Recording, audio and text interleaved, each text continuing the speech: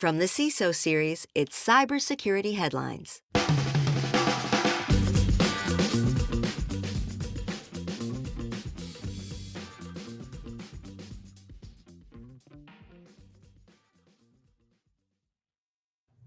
Qantas penalizes executives for cyber attack. SonicWall suffers from password rotation blues, and Cyber Command and NSA to remain under single leadership. These are some of the stories that my colleagues and I have selected from this past week's cybersecurity headlines. And now we're going to get some insight. We're going to get some opinion. We're going to get some hot takes and indeed some expertise from our guests. Yes, plural. We have Rob Teel, the CTO at the Oklahoma Department of Commerce, and Howard Holton, the newly minted CEO of GigaOM. He still has that new CEO smell. Gentlemen, thank you so much for being on the show. Thank you for checking on that, Howard. Looking forward to a little bit of conversation today. Thank you so much for making the time. Thanks for having us. Yeah. Thank you. Also, thanks to our sponsor for today, Vanta, a new way to GRC. If you're listening to the show as a podcast, remember that next time you can join us live. Get in to the YouTube experience. Just follow the CISO Series on YouTube, and you can watch the live stream, get involved in the chat. Or if navigating YouTube is not your bag, and it is very few people's bag, go to CISOseries.com and look for the events drop down, and that will take you directly to it. Click on it. You can join us and have some fun. If you're here right now, contribute in the chat. We've got multiple guests. We've got multiple people looking at the chat. CCL, happy Friday to you as well. CCL, one of our chat regulars here. Always great to see you there. And if none of those sound good to you, feedback at CISOseries.com is the electronic mail that will send a missive to our inbox. We will read it and be, I assume, delighted, unless it's savage criticism, in which case I'll be devastated. We've got about 20 minutes, so let's get started. Just a quick reminder that these are Rob and Howard's opinions, not necessarily those of their employers, of their entire company, or anything along those lines. So before we jump into some specific news stories, Howard, I am going to start with you. What was your just overall biggest story of cybersecurity in the past week? That would be the SAP high-sev vulnerabilities. They have multiple products with multiple issues, about 200. The highest one is a 10, like 10 out of 10.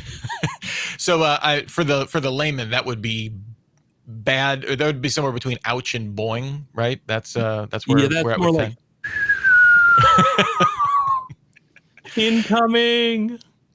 So you're saying patch all the things is the order of the day for SAP in this case. I think it actually opens up a bigger question ultimately, right? The big question ultimately is, when are we going to accept that all of this stuff is a shared responsibility model? Mm-hmm. That we have responsibility, but also the vendors do. The vendor's responsibility isn't really the fixing of the things, but to take a proactive attitude that builds trust. And I think that's where they're failing.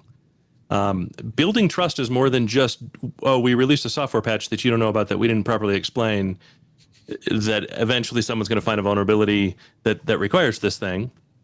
It's really taking a stance of, if my job is to create trust, what are all of the things I do that include patching, that include creating, software fixes to make you trust me more. But then also, we have a shared responsibility as the users, as the people that run it, to prioritize these things correctly, to give them the airspace, to make sure that we are connected, to make sure we're taking the proper steps, but also that we're surrounding these things in layers of security, so that these aren't actually Sev 10s by the time we calculate them within our organization. Within the context of our organization, right. Yeah, it is a 10, but yeah. But we have the proper sandboxing or firewalling or whatever you want to say in place. Rob, I'm curious from you. Do you think that kind of scale is possible? Like for a company of the scale of SAP, is that kind of trust building? Howard, I'm in agreement with you. Is that practical for a company of that size? Do you think? I'm curious. I do think it's practical, but it has to be enforced through culture. So it's one of those things where you can have rules, but culture is the thing that wins, because then people are actually owning what they're supposed to be doing. There's accountability at every level within the teams. And so when you have something like this that happens, now sometimes, in fact, it is a technical failure or someone just forgot to check a box. But when you have multiple failures like this, it's always insight into culture and what's happening behind the scenes. So that would be something if you think it's possible, I do think you can have great processes like that win every time. but they start to fail when people lose interest in ownership. And there's a lot much bigger conversation around what that looks like, but I do think it's possible. Yeah, I think that's actually why it has to start at the C level, and why it's trust, not technology, that solves the problem, right? I think if we allow it to be technology that solves the problem, then the CEO gets an escape. I'm not a technologist. The CFO gets to escape. I'm not a technologist. The board gets to escape. I'm not a technologist. But if it's build trust is the job, well, I don't care who you are, that is your job. Right? You build trust from your customers, then every single thing you do builds trust. That becomes our company culture. And then this stuff actually, you get all of the support all the way through. And every time the CEO stands on stage, the CEO is talking about what's being done to build trust and comes from that perspective. It's 100% reinforced. If we could license it, I would license the Prince song Trust right now. I would do a little bat dance, and we would have a lot of fun. Rob, I'm going to throw it to you. What was your biggest story in cybersecurity this past week? It was the Qantas CISO getting nailed with this fine. When we look at, just like what Howard was saying about shared responsibility when it comes to the C-suite, right? It's supposed to be one team, one fight. And too often you have people that end up taking the blame for something that is really everyone's responsibility.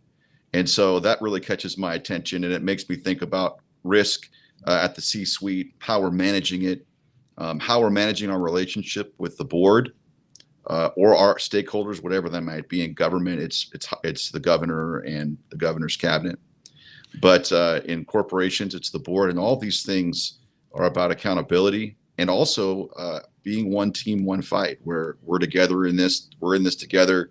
And I want the CFO to succeed, and he should want the CISO to succeed, and I want the CTO to succeed, and we're working together side by side on making that happen. We're looking out for each other. And let me just jump in here just to kind of set the preliminaries here, right? In case someone's not catching up on the situation with Qantas here. They cut annual bonuses for senior leaders by 15% after a July cyber attack that impacted 5.7 million people. They reported a $1.5 million profit for the past fiscal year, but said the penalty reflects accountability for the incident. And we're seeing the CEO also seeing a pay reduction of $250,000 as part of that decision. But Rob, I think your point is well made, and I think when we're talking about that CISO, if we want to say the CISO is accountable, to me that just means like people don't understand actually what a CISO's job is at all, or where they're positioned in corporate structure. Like, am I totally off here, Howard? No, I think that's a big piece of the problem, right? The CISO is not typically a director of the company. They have a C-level title, but they don't actually have a C-level seat at the table. Additionally, all the CISO is an advisor to the CEO and the board. That's it, right? They have no control over what gets done and what's a priority. That being said, they are hired to be the smartest security business person in the room. Very specifically, not technical, business person, right? And so it is incumbent upon them to make sure that the CEO, the CFO, the board, the CIO, CTO, the rest of all of the directors are properly informed to what needs to be done, what the risk to inaction is, and what's required to actually execute. Failure to do that, sure, there should be a penalty. Should it be criminal or civil charges? No, it absolutely should not be, right? Should it be for the CEO? It absolutely should be. Absolutely, unequivocally, like I'm not a buck stops here. Like that. You are literally the person that needs to be making. Should be being informed by the CISO, so that you can choose to act on the risk that the CISO is letting you know that is out there, right? Sure, and it's really easy to go like, my CISO is not informing me and increasing risk for the company and for me. Fire the CISO and get another one. Why do we need criminal or civil penalties for the CISO who has no control over the execution, and not the CEO who has all control over that execution? Yeah, I mean, I think there's some nuance in this discussion in terms of like, your job is effectively to be a communicator, right? To connect what's happening in cybersecurity to a way that the business can understand, right? I mean, we talk about this all the time on the CISO Series podcast, right? If this was a solved problem, we would have to reformat the show, right? But the idea being like, sure, we can grade that. We can put that in a gradient of how effective that communication is, right? Did you run through a PowerPoint that was, a bunch of meaningless stats that is not being, you're not effectively showing the C-suite what the risk is in terms that they will appreciate? Sure, we can say that. But yeah, to your point about bringing in civil liability for that. And I know we were waiting to kind of hear the latest in kind of the Tim Brown, former CISO over of SolarWinds. I just checked I have not seen anything in terms of ruling in that lawsuit and that kind of stuff, but we know that that's in the wind, and we'll be reporting on that soon. Rob, any other thoughts before we get out of here and kind of move on to the next story here? No, other than, I'm really interested in what the board's methodologies are for determining the penalties. And so that'll be a very interesting conversation on what kind of scale are they using. Obviously, depending on what business you're in, you have different risk. Aviation obviously is huge because the risk can be very, very high. And you can think of other businesses that would be high risk, so their models might look different. And one of the things that we do as C leaders is we manage risk every day. So I'd be very interested to see more on what the risk models are, or just have more of a discussion around what the risk models might look like for a board that's saying, hey, we're going to hold them accountable, but how, and what do we consider success and not success? We know there's going to be an incident. Are we grading them on how they respond to the incident? Or are we just saying, if there is an incident, you're getting dinged? Yeah. So. Yeah. And as our producer, Steve Prentice, pointed out in our chat here, money is chump change, right? That we're discussing with Qantas in this particular instance, right? This might get paid back with stock options next quarter, right, Steve? That's the thing, is it's not putting the money back into the actual people who are doing the work of cybersecurity. This is like a professional hockey player has to sit out one game because of doing something bad on the ice. I would prefer to see something that, again, reinvests in the people who are doing the defense in depth, rather than simply what looks like a slap on the wrist when people are making 7 or 8 figure salaries as the heads of airlines and other companies like that. Yeah, I would agree, right? I actually think it would actually have tremendously better optics. Oh, cool. So you took money away. You're just going to give it to the shareholders. The money has to go somewhere. It's unbudgeted now, so it goes to the shareholders. If instead the press release was all executives' pay is cut by 15% plus blah, blah, blah, that money is going directly into the cybersecurity program in Qantas. Now, all of a sudden, now it's real. You should have invested the money. You didn't invest the money. Had you invested 10%, this would have been fine. Now we're taking substantially more and dumping it into a cyber program that you are specifically paid to maintain. The CEO's job, in addition to being a face, is to pay attention to and reduce risk of the actions taken by the company. If they had stolen $1,000 from every customer, like they came up with a new product, the new product is free baggage for life, and they had 100,000 people sign up and pay $1,000 a piece, and they walked away from that. They just walked away with it. They would go to jail. They lose your social security number, nothing happens. I'm sorry. $1,000 loss is a one-time loss event for everyone. Social security, that is my life. You just gave away my life forever. Every single time someone uses my social security number, it impacts me forever. Why is that less than if you do financial fraud? Like, these are, the impact to cyber today is so much greater, and yet the penalties are effectively non-existent in comparison. Don't worry. No, don't worry, Howard. I gave you 2 years of credit monitoring. So that'll cover your entire rest of your life, right? 2 years. The credit monitoring company owned by the credit agency that exposed to flaw to begin with? Yeah. I can't believe it. How dare you be cynical, Howard? How dare you? Oh, good gravy. You know what I'm not cynical about? Our sponsor for this week. A huge thank you to our sponsor, Vanta, for supporting the show. Do you know the status of your compliance controls right now? Like right now? We know that real-time visibility is critical for security, but when it comes to our GRC programs, we rely on point-in-time checks. But more than 9,000 companies have continuous visibility into their controls with Vanta. Vanta brings automation to evidence collection across over 35 frameworks, like SOC 2 and ISO 27001. They also centralize key workflows, like policies, access reviews, and reporting, and helps you get your security questionnaires done 5 times faster with AI. Now that's a new way to GRC. Get started at vanta.com/headlines. All right, I have to say, Rich, I literally had someone ask me about GRC this morning. I just texted them Vanta. Hey, we're bringing people together. I mean, it is a new way to GRC. Let's face it. Next up here, SonicWall suffers from password rotation blues. SonicWall always has a place in my heart as the blocker that was on my school computers when I was at Benedictine Senior High School. So thank you, SonicWall, for being around. And their appliances have had their share of heartache when I was trying to visit all sorts of websites or AOL Instant Messenger. But in this case, SonicWall has confirmed that recent attacks on its firewalls involved a year-old security flaw with a CVSS score of 9.3. I guess SAP would call that rookie business, where local user passwords were carried over during the migration and not reset. It's tough enough for organizations to keep pace with threat actors, but when we hear about weaknesses that are based, I guess, in large part on just like human inertia, forgetting to change passwords or close down accounts for departed employees, Howard, how does that make you feel? I mean, this is basic stuff, right? Like this is like 101 entry level stuff, but this happens so often it's not even funny.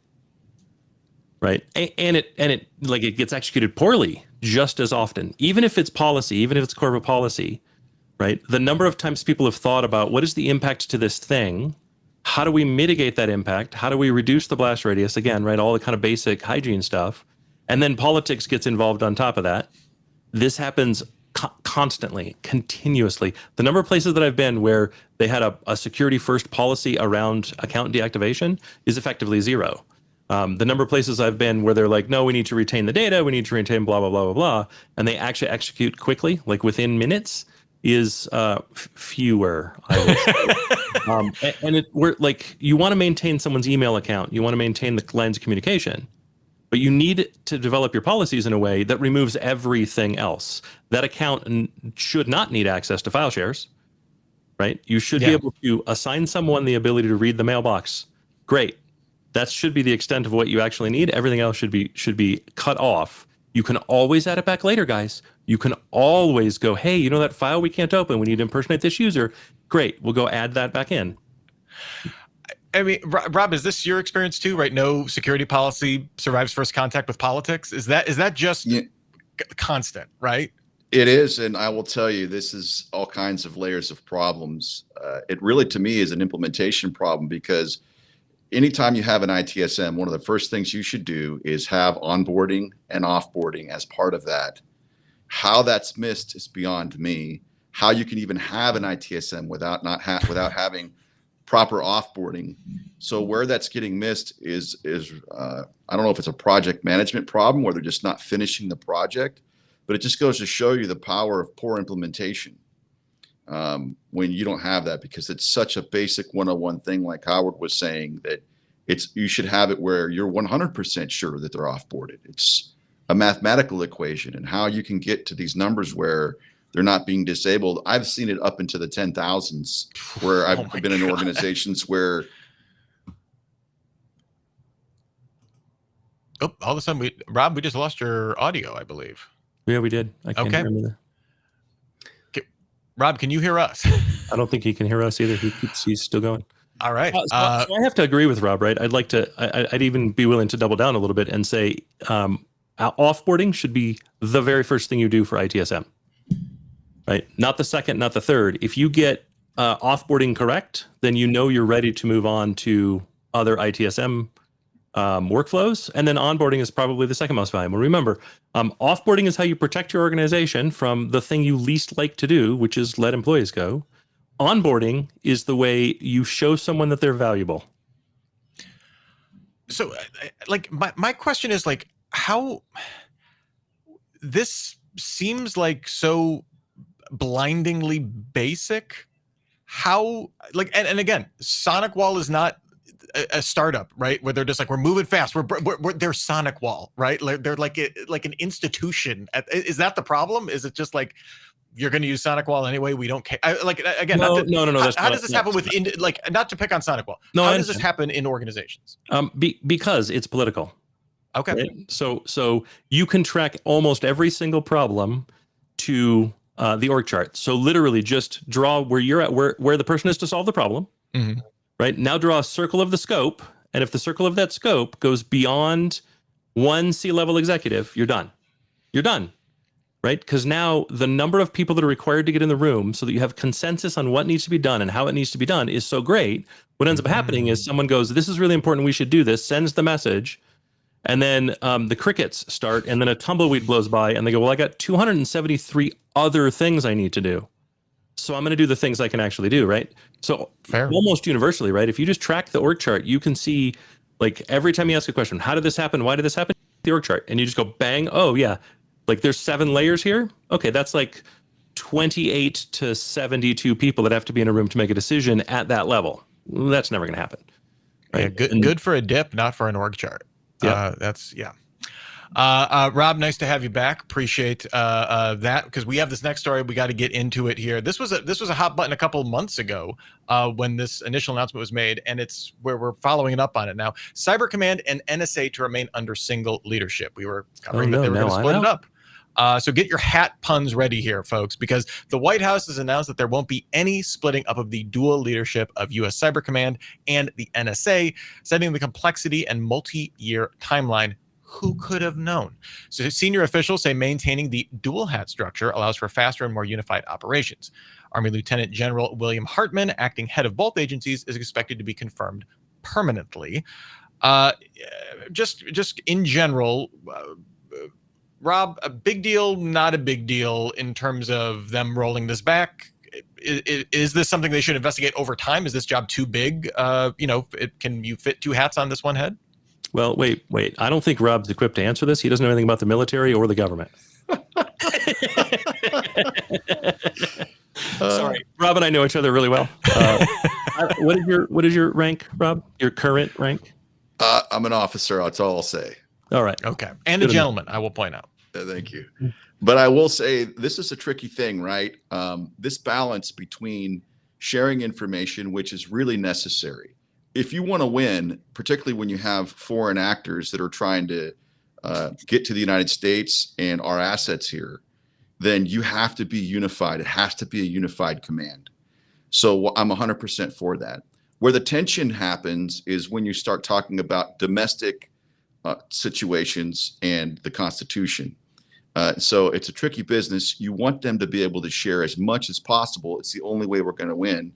But then there's this counterbalance that says we still have privacy as Americans. You're not supposed to be spying on people unless you have a warrant. And the list just goes on and on. So there's this balance of power, and the oversight is my biggest concern when it comes to these agencies.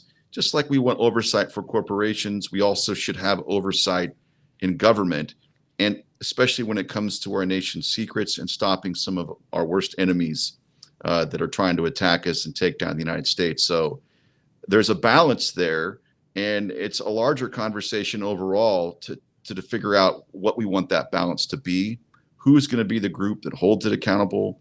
When one group only holds power, then you always are going to have abuses of that, which we've seen, right? It's not like there's an unknown thing there with Snowden and everyone that whistle blew on the abuses. So that brings up a lot of concerns as American citizens in the Bill of Rights. But when it comes to foreign enemies, absolutely 1000% it should be a unified command. It's the only way we're going to win. I mean, Howard, from your perspective, was this always going to get rolled back? I mean, was this just optics for them to think they were going to split this up? What's your take on this? That might be my favorite question I've gotten the last 2 weeks, honestly. Okay. That is a super nuanced question, right? Because all of this changed on 9/11. Right? We're talking about it here on 9/12.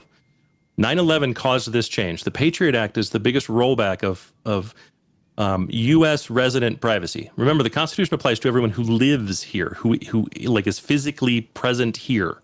If you are visiting from another country, the Constitution likely applies to you in most cases.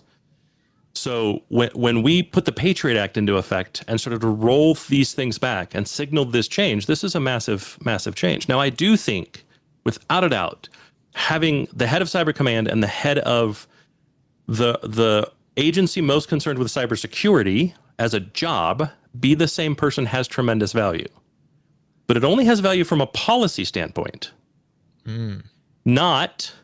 It should not be a data sharing standpoint.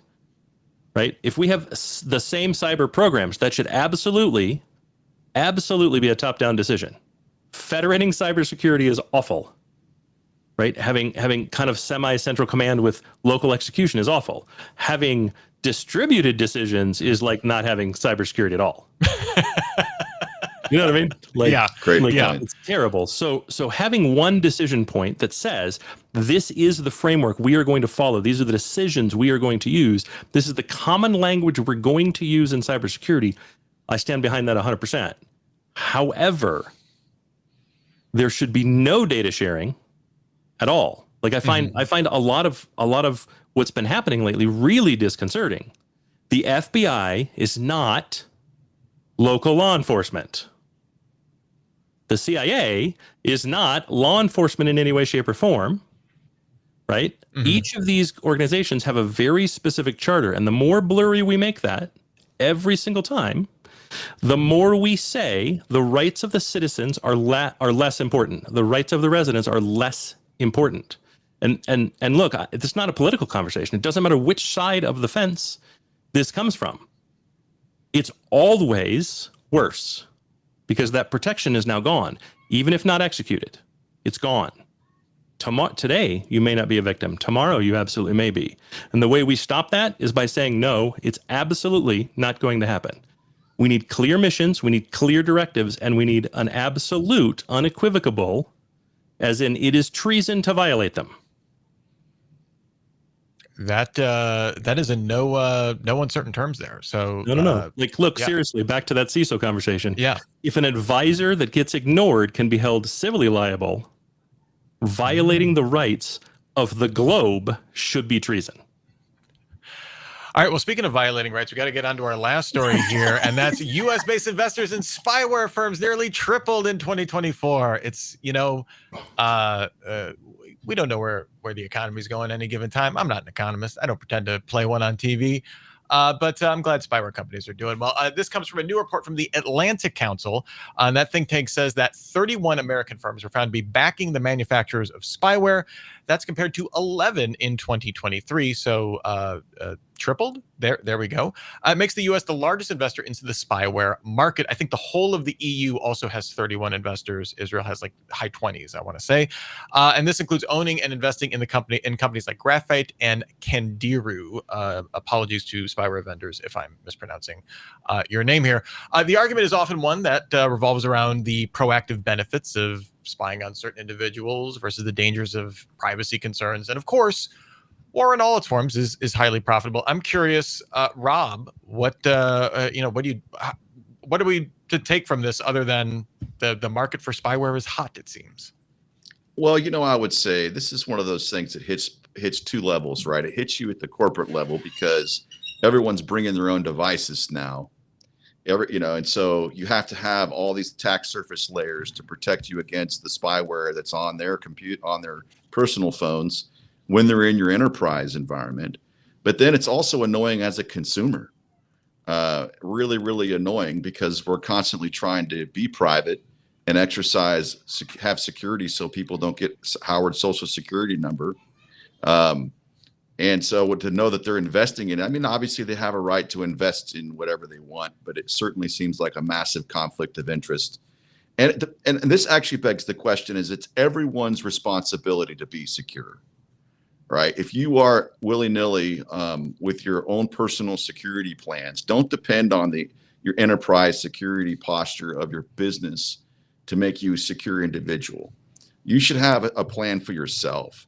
That goes way beyond what company you're working for. And so the more that we can do this as individuals and basically take back all the privacy that we lose through convenience, I would highly recommend it. There's lots of things that you can do as an individual to keep that from happening to you. And there's all kinds of data tools now. It's really, really neat what some people are doing. DEF CON, I went there a couple of years ago. They had all kinds of really great tools that you could use to be private, secure. Howard just recently had a great experience at DEF CON. Oh, it was awesome. It was awesome. My highest trending LinkedIn post, I think, ever, or second highest trending LinkedIn post. I was so mad. I'm so mad. amazing. When I go on a rant, people seem to listen and at least have an opinion on on how wrong Howard is. Let's put it that way. Yeah. Listen, you're getting people talking, Howard. Yeah. So like at some point, shouldn't we declare spyware tools of crime? Like, how are we? Under what guise is spyware legitimate? And if it's legitimate, are we properly calling it spyware? Is it not a corporate monitoring tool at that point that could be used for I think the headline's a little sensational to begin with, right? I think that's a huge problem, and frankly, that's just kind of the fourth estate in the 21st century. It got me to click. That's a big problem. At the same time, if it is actually spyware, it needs to be classified as malicious software. It needs to be illegal. Like, why are we wasting time with other laws when that is so obvious? And the organizations building malware need to be referred to as criminal organizations. Then this is easy. If it's not, then it's. But Howard, to your point, and I got to shout out TechCrunch for having this in their reporting. One of the companies that received investments from a U.S. firm is on the U.S. entity list, right? Sure. So then why isn't that firm like then the FBI shows up, Department of Justice shows up, SEC shows up, they lose their investment license. Being an investor is an official classification. Right, like you get classified as an investor. If it's an investment firm, that is a classification and has certain rules that are associated with being an investment firm. You can't invest in Walter White Incorporated. Right? So why would you be able to invest in these companies? We need some enforcement. Right? Capitalism is dead. We need some freaking enforcement. This is ridiculous. Capitalism is dead. Long live. Yeah. Good. Before we get out of here, this seems like there was a lot of face palming today. I'm not going to lie. Was there any bright spot in the news for you? I'm gonna maybe turn this around. Maybe we're not gonna ask for a face palm, but was there anything in the news today, a conversation you saw, a vibe that you had that was positive? Any kind of positive note we can leave our audience on? I always like to try and find these out. Rob, is there any positive news or kind of sentiment out there that you'd like to share? Sure, there's always some good sentiment to spread around. I certainly would, like I said, every day I get a little bit of personal joy out of making sure that my systems are as secure as I can make them. Doesn't mean I'm foolproof, but that's a daily thing, right? You have to be vigilant every day. My advice to everyone listening would be to stay vigilant and take it as serious as you could possibly take it when it comes to securing yourself and others around you and being a good citizen in your enterprise and for your own personal use. But that's kind of a vibe I have every day, and I nerd out on security things, so it's hard to not be positive when you have a discipline of trying to do the right thing when it comes to securing yourself and others around you. That's I'm vibing on that. That seems like a very pleasant way to wake up every day and think and approach the job like that. That's awesome, Rob. Thank you. Howard, leave us with a word of hope. Ooh, does it have to be cybersecurity related? It vaguely. Try. Let me see what you got. And maybe I'll stretch it. Here we go. Ooh. I think overall, I feel like the dialogue has changed within cyber. I think we're having more open dialogue overall, and in the same way we review bomb companies that treat their customers extremely poorly in like the retail space, it seems as though we're starting to do much more of the same in companies that screw their users over, don't declare, bury their cyber stuff. Like I'm seeing more of this, not just here within our group that works in cyber, but I'm really seeing overall an awful lot more kind of conversation around cybersecurity and what this means. And far more people are curious. My mother, I don't know how, I hate to say this, I don't know how old my mom is. My whole life, my mom has said it's her 36th birthday, even when I was no longer under 36. So I could do the math in my head, but at least you kept your stories. Regardless, right?